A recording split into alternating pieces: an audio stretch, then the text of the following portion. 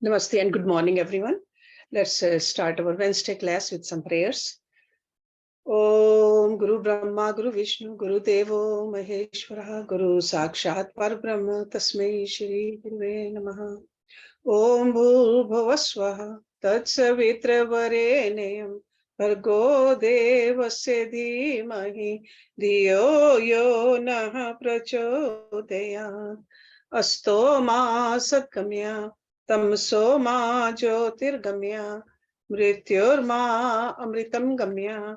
Om Sehna Bhavatu, Sehno Bhanatu, Saviryam Karva Vahi, Tejasvi Navaditamastu. Ma Vidvishavahi. Om Shanti Shanti Shanti Om. Today's class is a continuation from last week. And in this segment, we are looking at some of our codes of conduct as Hindus and some of the Hindu rituals also. Why do we do those? What is the significance of those? So we looked at last week, why do we light a lamp, the diya? Why do we have a prayer room in our homes? Why do we do namaste? Why do we prostrate before parents and elders? And next one we saw that why do we put tilk on our forehead? And then last one we looked at was why do we not touch papers, books, or people with the flute?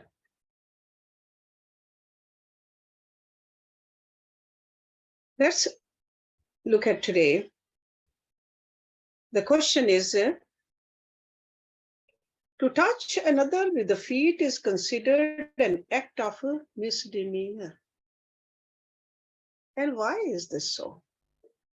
Because we know if we happen to touch somebody with the feet, right away we bend down and ask for the forgiveness.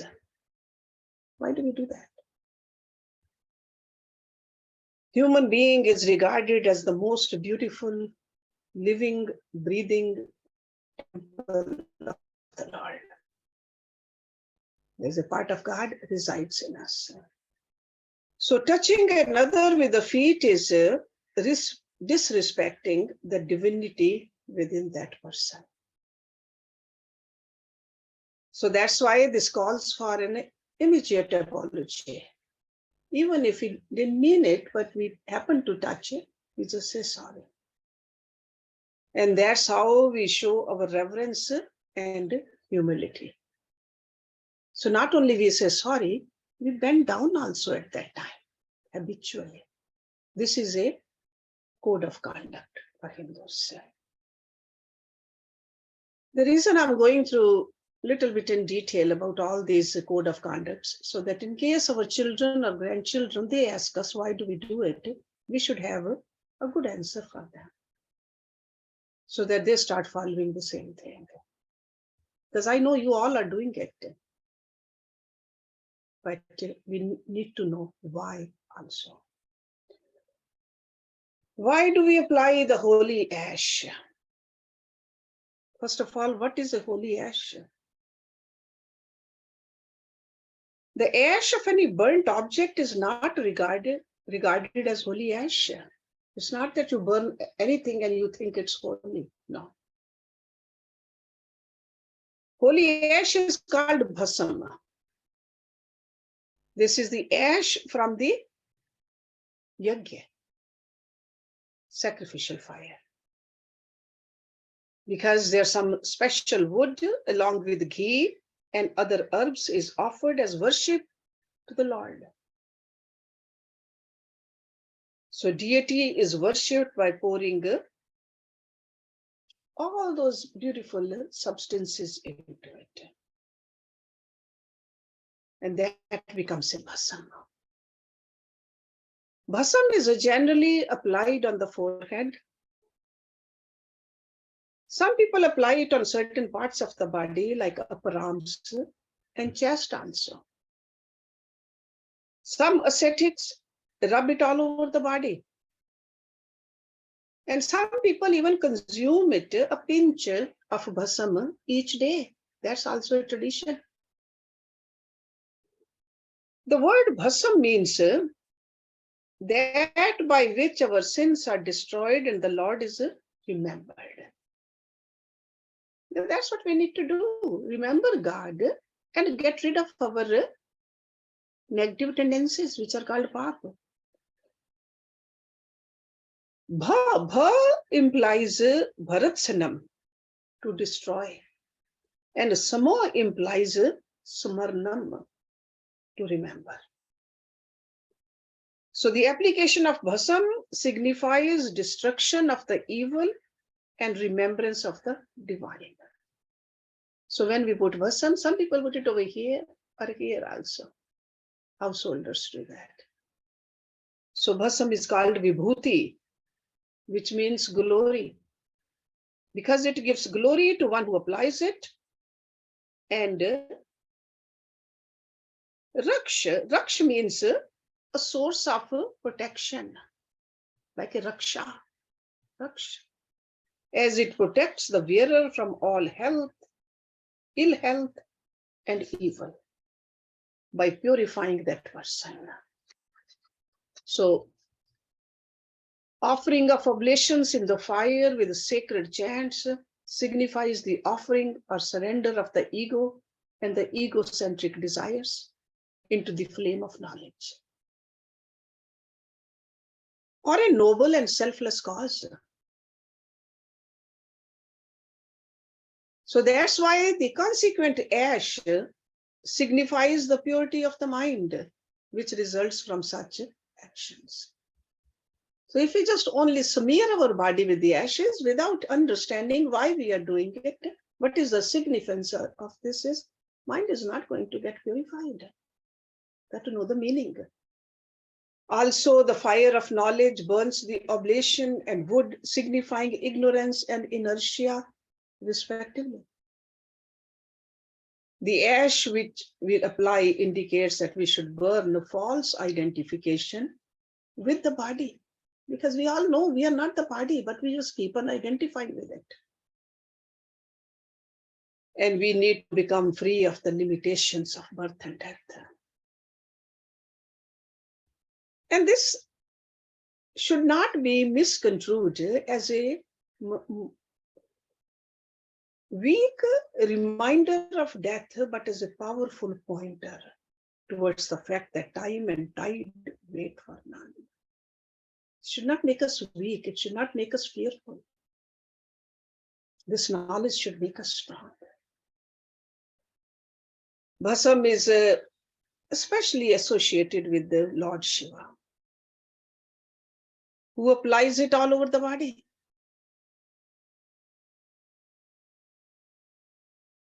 Shiv devotees apply bhasam as a tripundra. Tripundra, 3 lines, horizontal lines on the forehead. And there's a red spot at the center. The mark symbolizes Shiva Shakti, the unity of energy and matter that creates the entire seen and unseen universe. There are a lot of mantras for it. Triambakam yajamahe, sugandhim pushti vardhanam. We are all familiar with that. We worship the 3-eyed Lord Shiv, who nourishes and spreads fragrance in our lives. May he frees us from the shackles of sorrow, the change and death, effortlessly like the fall of a ripe cucumber. So that is a Mahamritanjay mantra. So remember, when you put that bhasam on your forehead, remember the meaning of it. Or if the children ask you, just try to explain according to their age. The little older kids, you can explain the whole thing to them. Little ones, you may have to just come up with simpler terms also. But the meaning they should know. Next question is, why do we offer food to the Lord before eating it? And this is a tradition all over the world. Sometimes we offer food, sometimes we just thank God for the food. It's the same thing. But we Hindus make an offering of food to the Lord and later take it ourselves as a prasad. Whatever we offer, then we take it back. It's a prasad means a holy gift from the Lord, full of blessings. So in our daily ritualistic worship pujas, we offer nevedyam to the Lord. It's called nevedyam. Daily, little bit, something. It could be the almonds or the raisins or any fruit, something to offer to God, so that we eat that and feel blessed. We all know God is omnipotent and omniscient, and we are just a part of it. Lord is the totality, Anshi, and we are just the Ansh of Him. All that we do is by His strength and knowledge alone. What we receive in life as a result of our actions is really His alone. We acknowledge this through the act of offering food to Him, because food is so important to us. So something which is so important to us, we offer it to Him first. This is exemplified by the Hindi words, Tera tujhko arpan. It is yours.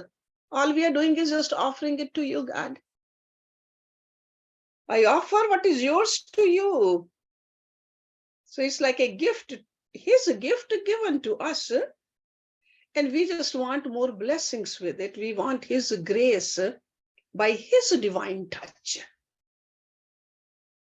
Always remember, don't we open that also? That's also a tradition. If it's covered, we open it. We want God to touch it. Then it becomes prasad. Knowing this, our entire attitude to food and the act of eating changes.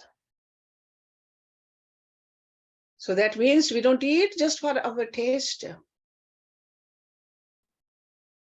Our attitude should be that we eat because we want to stay strong and healthy. That's why the purer the food, the best it is. We share what we get with others before consuming it. We do not demand, complain, or criticize the quality of the food we get. I have seen people eating, if the prasad is given it to them, happen to have something rotten in there, just happen to, even though we don't offer anything rotten to the God, but sometimes things are just there for a little longer, people still eat that. They say it will not make us sick. When I was growing up, there was one devotee, he used to come to the ashram. He was a college professor. He will even eat the peel of the banana. He said, I have gotten the full banana from God. He will eat the whole thing. And these days we are finding out how many benefits banana peel has. So we eat it with cheerful acceptance, which is called a prasad buddhi. Before we partake of our daily meals, we first sprinkle water around the plate. That was also a tradition. And some people, I'm sure, still follow it. But as our living situations have changed, we don't do that, but they used to sprinkle water. That was an act of purification. And then there was always some food taken out for the cows, the dogs, or for some guests. It's like a part of that food which was given to that person after purifying, left aside for the birds or whatever. And some people even did it like 5 parts taken out for the devtas, for the pitris, for the bhuts, for the rishis. So whatever tradition you grew up, I'm sure you have seen these things. But the idea is to share. Sharing with others, whatever is yours. So after that, the Lord, the life force, who is also within us as the 5 life-giving physiological functions, is offered the food. And some people, they chant this before they eat. They say, they talk about or think about the pran shakti in them. They say, pranaye swaha, apanaye swaha, vyanaye swaha, udanaye swaha, sumanaye swaha, brahmane swaha. So they remember all these energies in them also before they eat. So that's how it becomes prasad. Next question is, why do we fast? Most devout Indians fast regularly or on special occasions like festivals, Shivratri, Janmashtami, right? Puranmasi. There are a lot of fasts, Navratris. On such days, they do not eat at all or eat once, or they eat only fruits or special diet, simplified food. Fasting in Sanskrit is called upavas. Up means near, vas means to stay. So upavas means staying near the Lord. So that's like a attainment of close mental proximity with the Lord. Upavas. But then what has upavas to do with food then? If mind is supposed to be close to God. As we all know, a lot of our time and energy is spent in procuring food items, preparing, cooking, eating, and digesting food. Certain food types make our minds dull and agitated also. Food has a direct effect on our mind. So on certain days, we decide to save time and conserve our energy by eating either simple, light food or totally abstaining from eating so that our mind is alert and pure. So effect of the food on the mind, a person pays attention to. Because otherwise this mind stays preoccupied by the thought of the food. So if we want to entertain the noble thoughts, we got to keep our mind with the Lord. So it's a self-imposed form of discipline. And when we do this, there should be a joy in our mind, not a burden, because it's we have decided that we are going to do it. Also, every system needs a break and overall to work at its best. Rest and a change of diet during fasting is very good for the digestive system, so for the entire body. So it's not only for the mind, but the digestive system, we do it too. The more you indulge the senses, the more demands they make. Fasting helps us to cultivate control over our senses, which Lord Krishna talked about quite a bit. Senses are like horses, they need to be in our control.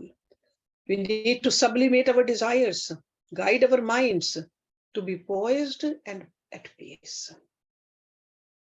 So fasting should not make us weak, irritable, or create an urge to indulge later.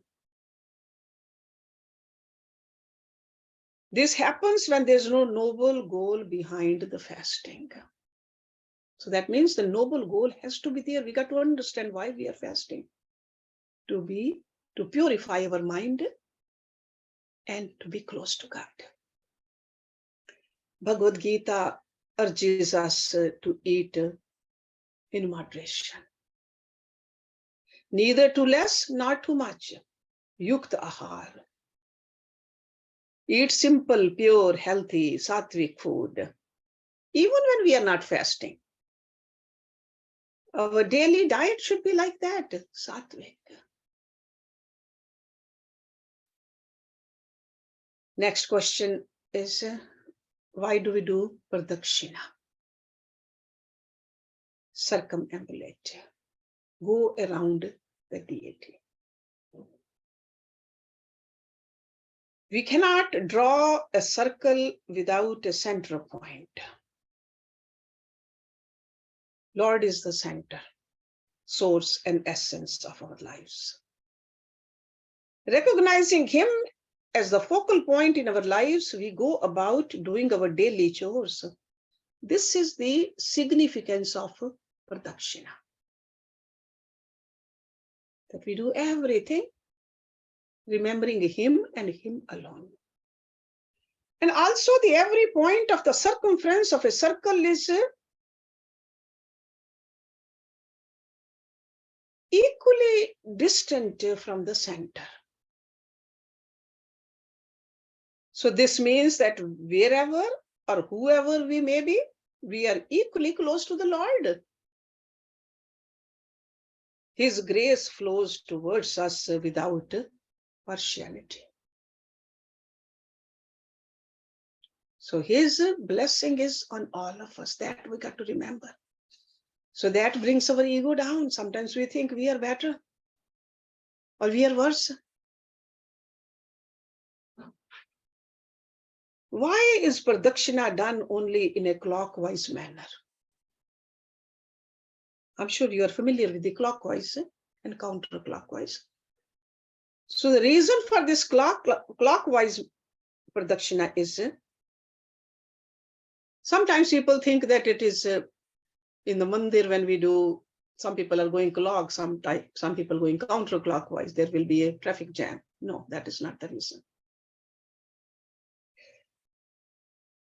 Lord is always on the right side. The right side symbolizes auspiciousness. So as we do the pradakshina, we remind ourselves to lead an auspicious life of righteousness. With the Lord, who is the indispensable source of help and strength, as our guide, the most auspicious.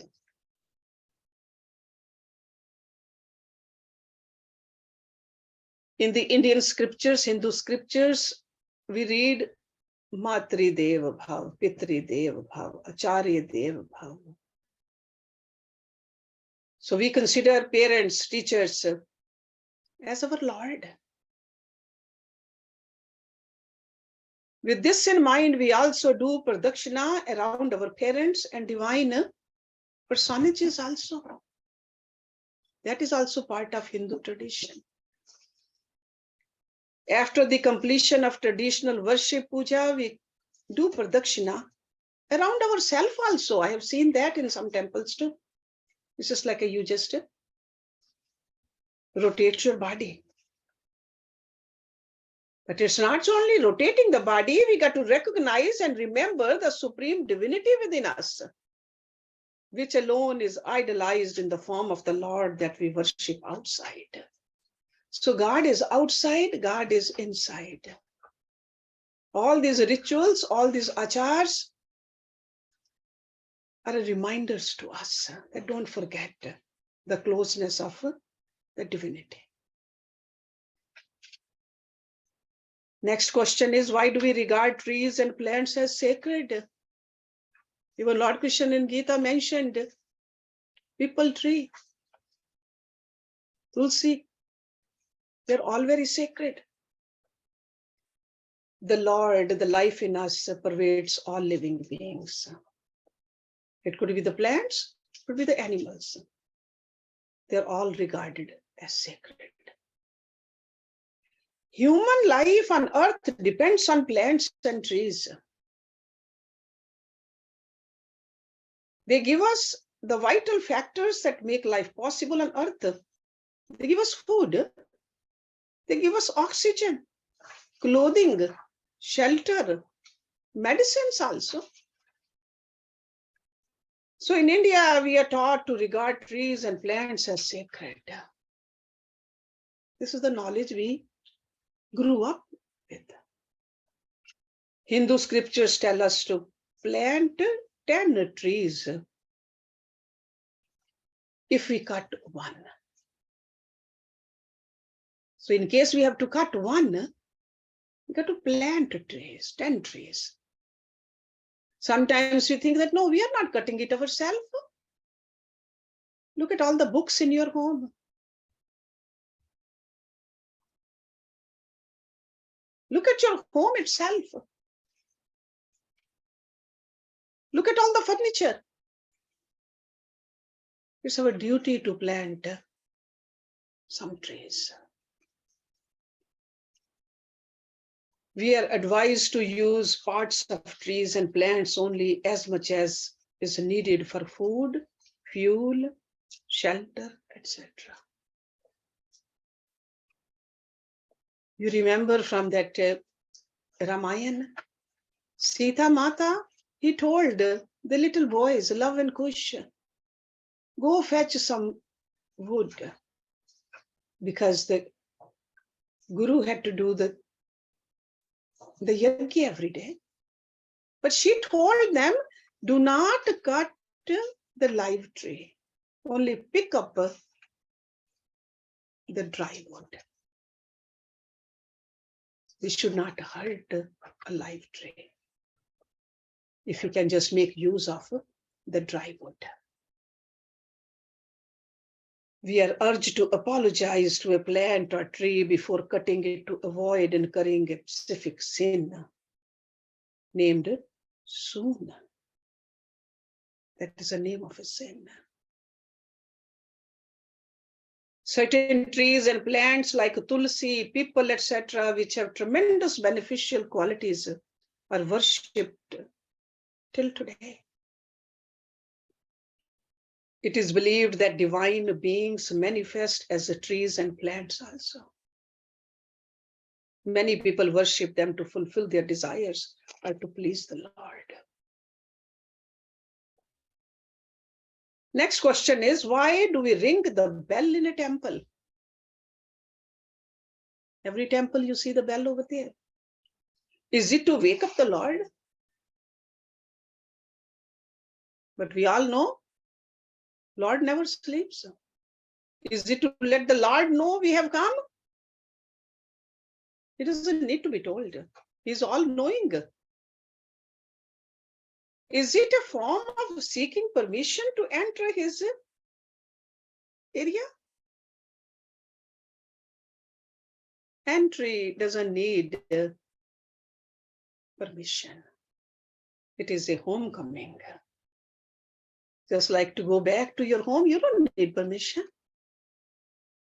The Lord welcomes us at all times. Then why do we ring the bell? The ringing of the bell produces a very auspicious sound. It produces the sound Om, the universal name of the Lord. There should be auspiciousness within and without to gain the vision of the Lord, who is all auspiciousness. Even while doing the ritualistic arti, I have seen people ringing the bell. Sometimes it's accompanied by the auspicious sound of the conch also, or other musical instruments. It's like an added significance of ringing the bell, conch, and other instruments. What happens is we are drowning the inauspicious or irrelevant noises, or even the comments which might disturb or distract the worshippers in their devotional concentration and inner peace. As we start the daily ritualistic puja, when the priests ring the bell, they say that I ring this bell indicating the invocation of divinity, so that virtuous and noble forces enter my home and heart. And the demonic and evil forces from within and without depart. Next question is, why do we worship the Kalash? First of all, what is a Kalash? Kalash is a brass, mud, or copper pot filled with water. We put some mango leaves. In India, we put mango leaves. So any kind of leaves we can put on. Placed in the mouth of the pot, and a coconut is placed over it. I'm sure you have all seen that Kalash. A red or white thread is tied around its neck, or sometimes all around it, in an intricate diamond-shaped pattern. So the pot may be decorated with designs. So this kind of a pot is called Kalash. When the pot is filled with water or rice, it is known as Puran Kumbha, representing the inert body, which when filled with the divine life force gains the power to all the wonderful things that makes life what it is. So Kalash is placed with due rituals on all important occasions, like a traditional housewarming, Greh Parvesh, weddings, daily worship also some people do that. Or our Diwali Puja, it is placed near the entrance as a sign of welcome.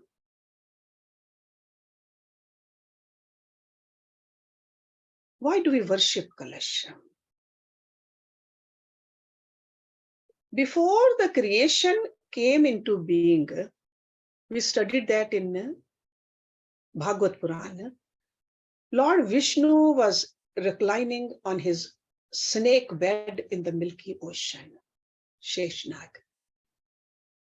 From his navel emerged a lotus, from which appeared Lord Brahma, the creator, who thereafter created this world. The water in the Kalash symbolizes the primordial water from which the entire creation emerged. So it's a symbol of that. It is the giver of life to all and has the potential of creating innumerable names and forms. The inert objects and the sentient beings and all that is auspicious in the world from the energy behind the universe. And the leaves and the coconut represents creation. So it's like that primordial water and the names and forms. Thread around that coconut or around that Kalash represents the love that binds all in creation. It's a sutra. The Kalash is considered auspiciousness and worship. The waters from all the holy rivers, the knowledge, the Vedas, the blessings of all the deities are invoked in the Kalash, and its water is used for all the rituals, including the Abhishek.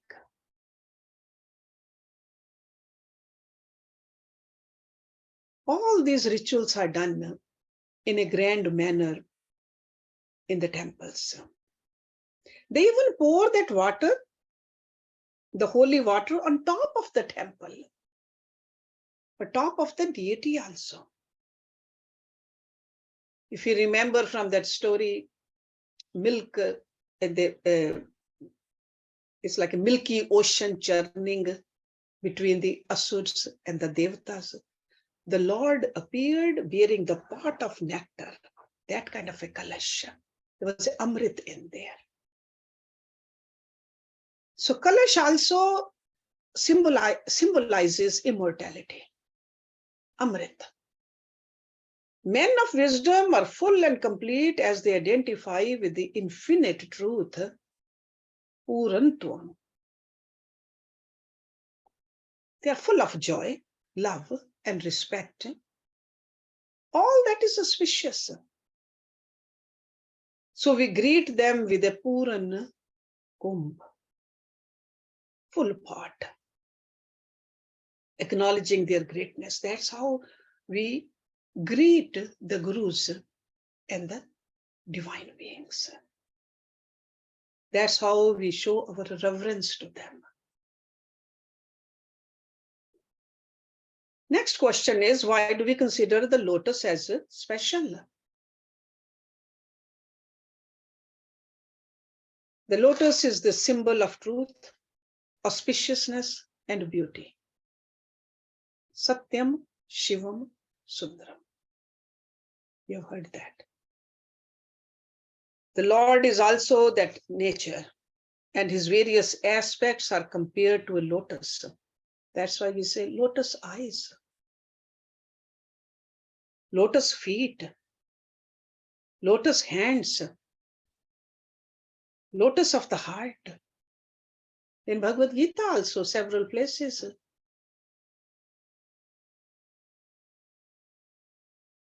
Kar Kamal, Padamapad, Kamal Netra, all those words. Whether it's we use the word Padama. See, Padam word is also for lotus. So lotus blooms with the rising sun and it closes at night, the lotus flower. So the same way our minds open up and expand with the light of knowledge. So we are not talking about the eyes over here, we are talking about the mind. The knowledge is there, our mind opens. The lotus grows even in slushy areas, muddy areas. It remains beautiful, untainted, despite its surroundings. It's a reminder to us that we also can and should strive to remain pure and beautiful within, under all circumstances. Not only at the happy occasions, all circumstances. The lotus leaf never gets wet, even though it's always in water. Just stays above the water. It symbolizes a man of wisdom, Jnani, who remains ever joyous, unaffected by the world of sorrow and change. This is revealed in this Bhagavad Gita verse. This is a verse number 10 from chapter 5. Brahmanaya adhaya karmane sangam tyaktava karoti. I'm sure you are familiar with this. Lipyatena sapapena padam patram vivamsa. Padam patram. He who does actions offering them to Brahma, Supreme, abandoning attachment, sangam tyaktava karoti, is not tainted by sin, just as a lotus leaf remains unaffected by water on it. A lot of other places also, the lotus example has been given in Bhagavad Gita.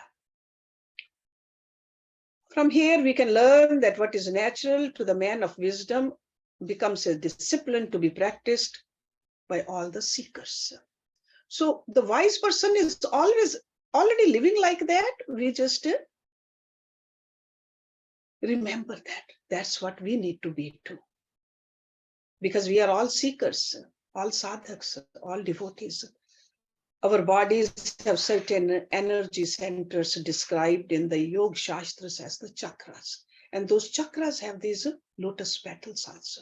That's what the Yoga Shastras talk about. Each one is associated with the lotus that has a certain number of petals. Whether it's a Mooladhara chakra or a Vishuddha chakra or a Sahasrara. Sahasrara means thousand petaled. So lotus with 1,000 petals represents the highest, the Sahasrara, at the top of the head, which opens when a yogi attains godhood, which is called realization, or we can call it a samadhi also. The lotus posture, Padmasana, is recommended when we sit for meditation. A lotus emerged from the navel of Lord Vishnu. Lord Brahma originated from it to create the world. Hence, the lotus symbolizes the link between the creator and the supreme cause. Remember that. That's why you see lotus in the temples also. And a lot of organizations, they have as their insignia as lotus. It also symbolizes Brahmalok, the abode of Lord Brahma. The auspicious sign of the swastika is said to have evolved from lotus. Next question is, why do we worship Tulsi? Tulsi. In Sanskrit, it said that Tulnaha na asti athaiva Tulsi. Tulna. That is incomparable in its qualities is the Tulsi. So that means there are so many qualities of Tulsi. For us Hindus, it is the most sacred plant. It is known to be the only thing used in worship. And this is the only thing, once we use it in worship, can be washed and reused in puja also. A lot of other things, we cannot reuse it, but Tulsi we can. Because it is regarded so self-purifying. That means it always stays pure. In our Puranas, there are a lot of stories about Tulsi.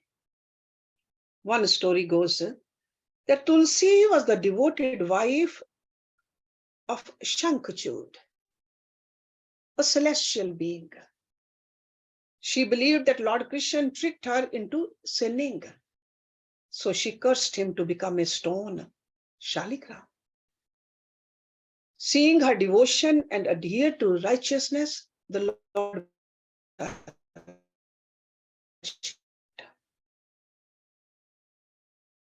Tulsi that would adorn his head, he said.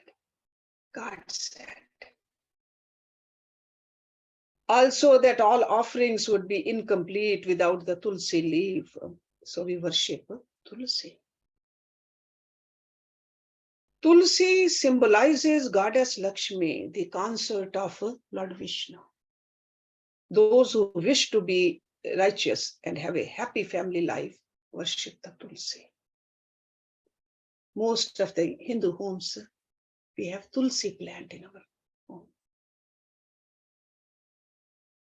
Tulsi is married to the Lord with all pomp and show, as in any wedding. That's also one of the days celebrated in Hinduism. This is because, according to another legend, because there's so many Purans, so many stories, that Lord blessed her to be his consort. Satyabhama, you remember Satyabhama, one of the wives of Lord Krishna, weighed Lord Krishna against all her wealth. Whatever jewelry she had, whatever she owned, she put it on one side of the scale and on the other side, Lord Krishna. The scale did not balance until Rukmani. Rukmani is also wife of Lord Krishna. She put a single leaf of Tulsi along with the wealth. This is the devotion, power of the devotion, power of Tulsi. So the Tulsi played the vital role of demonstrating to the world that even a small object offered with the devotion means more to the Lord than all the wealth in the world. And that's what Lord Krishna said in Bhagavad Gita. With love, if you offer me a leaf, a fruit, a flower, or even water, I accept it. But the key thing is devotion.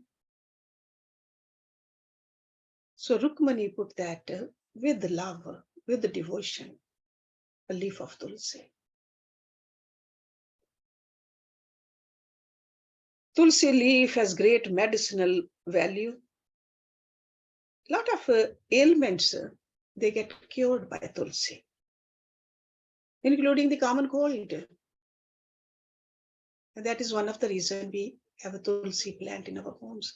Yan mule sarvati ani, yan agre sarve devta. Yan madhye sarve vedashaha tulsi tam nam mahyam. This particular verse says, I bow down to the Tulsi, at whose base are all the holy places, at whose top reside all the deities, and in whose middle are all the Vedas. There are few more questions left, so we'll continue with this. And I'll talk about the conch. Why do we blow that? Why do we say Shanti Path? Why do we offer coconut?